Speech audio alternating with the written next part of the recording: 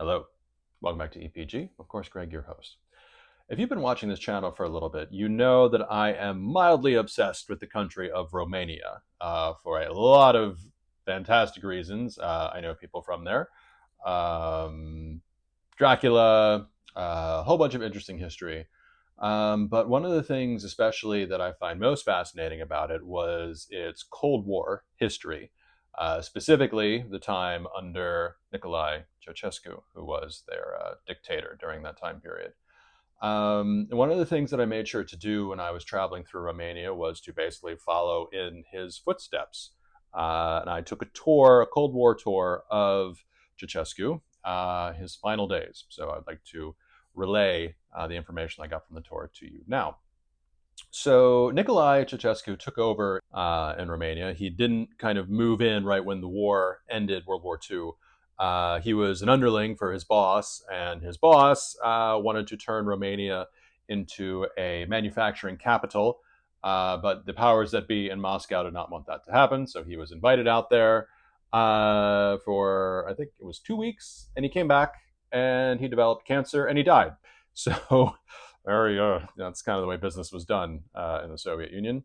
So Nicolae took over. He was the de facto ruler of Romania. Early in his reign, it was an okay time to be in a communist country. Romania had a lot of money, based because they were blessed with oil deposits. So it was said that 2/3 of the Nazi war machine was fueled by Romanian oil when they moved in on their way to Russia. So anyway, things started to change, as I mentioned before in a previous video, when he traveled to North Korea and saw the cult of personality that Kim Il-sung, the father of North Korea, attained while he was there. And he thought, hey, I can do it too. So he and his wife then set out to become the be-all, end-all of Romania. They basically got a lot of property. They took a lot of property from people. I believe the count was he had 40 different houses, chalets, cabins all throughout the country, hunting cabins, mansions all throughout Bucharest. And yeah, so basically they did that. They showered themselves in champagne and oysters and expensive food and expensive clothes, especially his wife. And yeah, they really kind of lived up being, the communist socialists that they were on other people's money. However, people kind of got tired of that. They also got tired of not being able to really talk about it, because anybody who spoke up about what the government was doing would end up in jail. Some would be tortured, some would be killed. So yeah, people were not very happy with that. So flash forward to 1989, which was a pivotal year in kind of the communist world for a lot of reasons. One, the solidarity movement in Poland was gaining ground. The Berlin Wall came down, and the next kind of domino to fall in all this would be the ouster of Ceaușescu. But there were protests that were happening in Romania, all over Romania, during this time, and it was starting to get violent because the military, the hardliners who didn't want people to basically be free, they started firing on protesters, killing, I believe, I don't want to quote a fact here, but more than a couple, dozens were shot in the street. And so people were getting very angry about this. And so in order to try to calm things down, Mr. Ceaușescu thought in December of 1989 that he would go out on a balcony and he would address his people and say everything was going to be all right and they should go home and stop protesting. Well, that didn't work out too well. People didn't listen. People were still calling for his ouster. And so he and his wife decided it'd be a good idea to get into a helicopter and GTFO. The problem with that was the military had already changed sides, and they forced him to land in the city of Târgoviște, which, if you recall from a previous video, that is where Vlad Tepes, or Vlad Dracula, made his strategic retreat, leaving many thousands of people on pikes as the visiting armies came to terrify them. So anyway, there was a military base in Târgoviște where Nicolae and his wife were detained. They were put on trial. And yeah, that is where the tour began. I left Bucharest with my tour guide, who was actually part of those protests. And we traveled out to Târgoviște, to the military complex that you can still visit today. One of the notable things there was that it's kind of small. Everything is kind of cramped. But they have kind of like a boardroom with all these telephones that I guess people were talking about, trying to figure out what to do with this trial.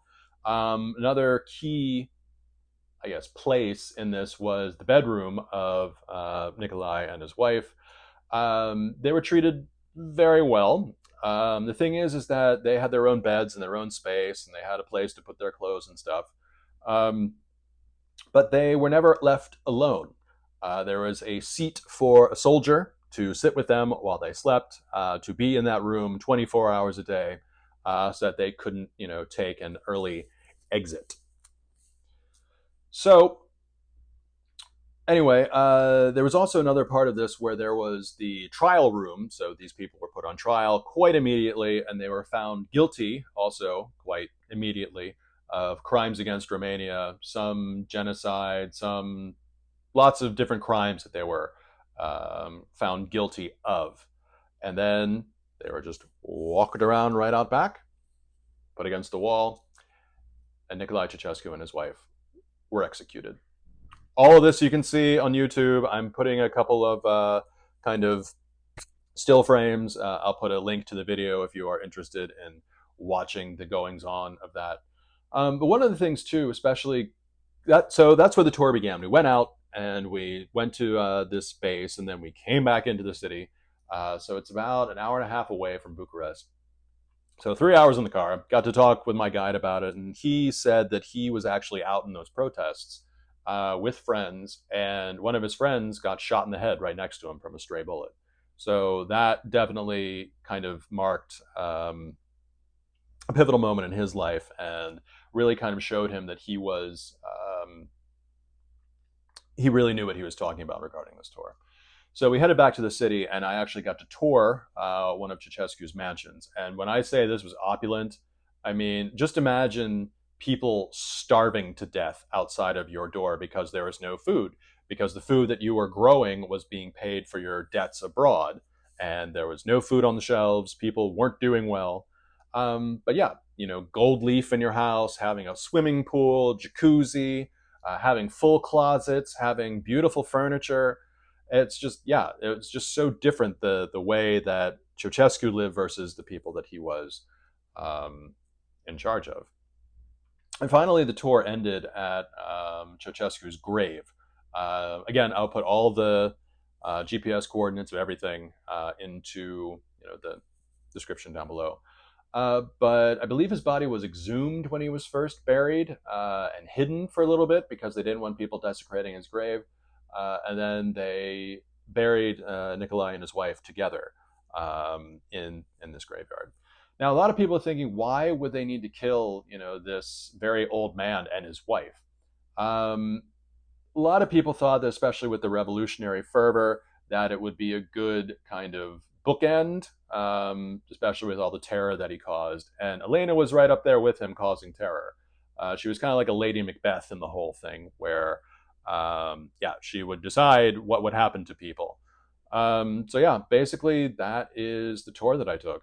It was I don't really remember seeing this happen when I was young. I do remember the Berlin Wall coming down, but I don't remember what happened with the execution of the Ceaușescus.